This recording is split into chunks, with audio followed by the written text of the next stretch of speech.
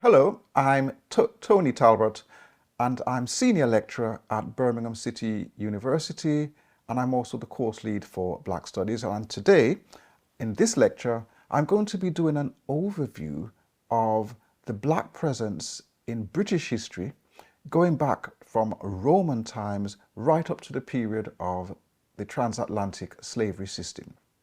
So, many people in Britain still believe that the Black presence in Britain is a very recent experience. Some, for example, think of the Black presence as having started in the 1940s, just after World War II, or they believe that it's something that happened during the slavery period, maybe going back to the 1800s in Britain.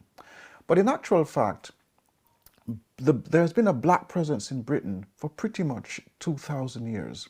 And when we say a Black presence, we don't mean the odd black face. We actually mean Black communities or significant Black presence in Britain.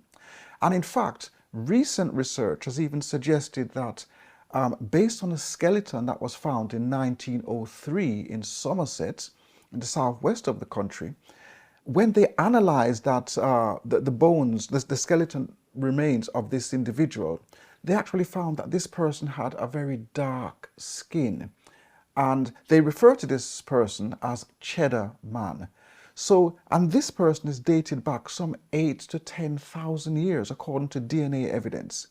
So certainly this hunter-gatherer, as he's described, was dark-skinned and lived right here in Britain. And this is going back thousands of years before the Romans. So in the Roman period itself, we normally think of this as a period where it was predominantly Europeans then who were here in Britain. Again, not quite the case. The Roman period is obviously famous for great buildings and so on, but one of the things that we find in the Roman period is evidence of a Black presence, and this is almost 2,000 years ago. And some of the best examples we have of this is from what archaeologists have found up in Cumbria, the northeast of the country, where they found various inscriptions which demonstrate that some of the soldiers who came in the 2nd and 3rd centuries, there was an African presence there. Some of the soldiers, some of the people who were in that Roman army were actually from Africa. We now know that they were actually from North Africa, which makes sense because North Africa was colonized by the Romans. So, for example, David Olusoga, one of the historians who's written about the Black British presence and or Black history in Britain, he talks about the Afro-Romans. So these are Romans who lived in the north of the country, and he says that some of the bones that they found, up to about 11 to 12% of these bones suggest that they were of African ancestry. So certainly when we talk about the Romans, it's very clear that there were many Black people in the army who were part of the Roman presence here in Britain. We also find that one of the individuals who was very prominent and is talked about quite a lot, again, by historians and specialists in this field, is Septimius Severus. So here is someone who's the Emperor of Rome. He becomes the Emperor of Rome. He's actually born in Libya. This is North Africa in 145 AD. He becomes the Emperor of Rome in 193. But what's interesting is that he comes to England. And he comes to England in 208, and he does this because at that time the North England border was being attacked by the Caledonians. Effectively, the Scottish were invading the English. And he comes to England and they settle mainly in York, and what they do is try to defend England against these attacks from the north. And this is Septimius Severus. So in effect, we have a Roman emperor who is also the emperor or the ruler of Britain, who's an African.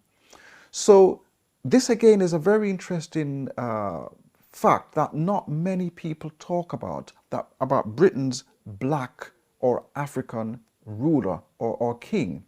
It's something that sometimes gets lost in the history, and that's because we often in this country, we start focusing on English history from the period of the Anglo-Saxons.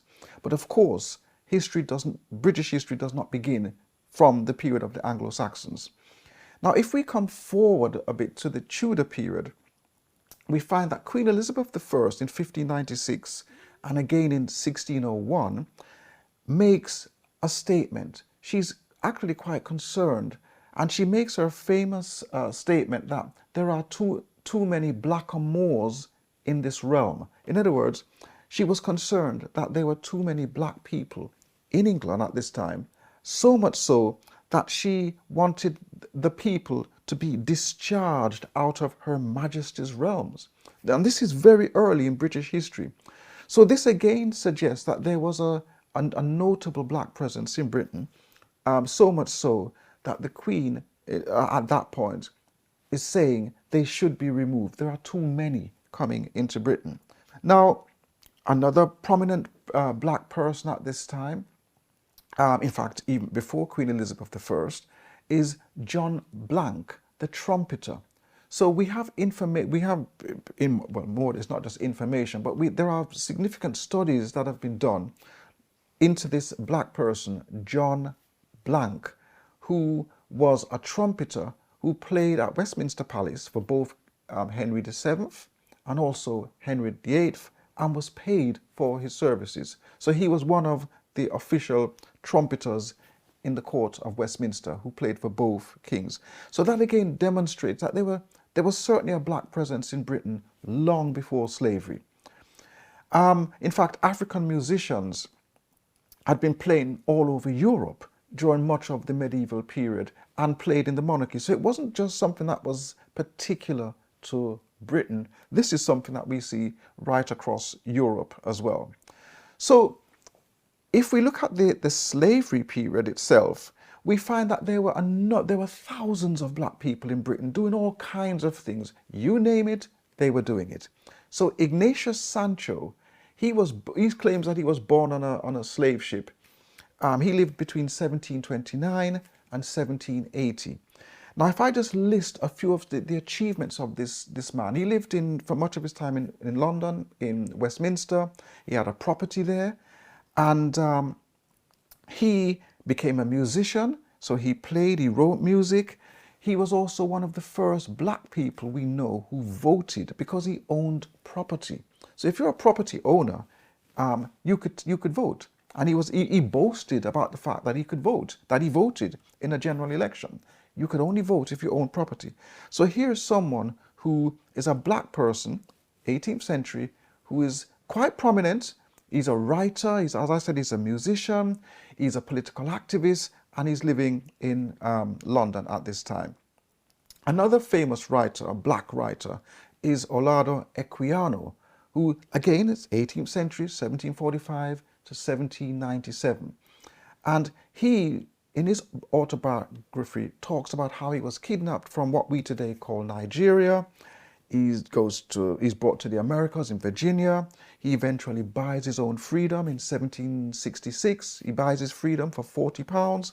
He eventually comes to Britain, and he becomes very involved in the anti-slavery movement and the anti-slavery campaign, and eventually publishes his own book in 1789. The interesting narrative of the life of Olaudah Equiano, or Gustavus Vass the African, because that's what they called him initially. They gave him that name, Gustavus Vass, but he would also use his African name. So that's just an example of the sort of things that people were doing. We also have the writings of Mary Prince. Mary Prince is born in Bermuda. She's a slave, and she recalls in her account that she was bought as a present for her mistress's daughter.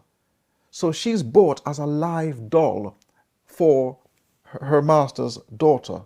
And they actually become good friends, she says. But in her book, she writes about her experiences as a slave woman in the Caribbean. Then she comes to Britain, she escapes, she runs away, and she tells her story to Thomas Pringle, who's the secretary of the Anti-Slavery Society. And in 1831, she publishes her book. And that's the first time a black woman had ever written a book about the slavery experience in Britain. So what I'm saying here is that there was definitely a black presence in Britain, which certainly goes back way before 1948 and Windrush, 18th century and slavery. So there were a number of black people here in this country from very early indeed.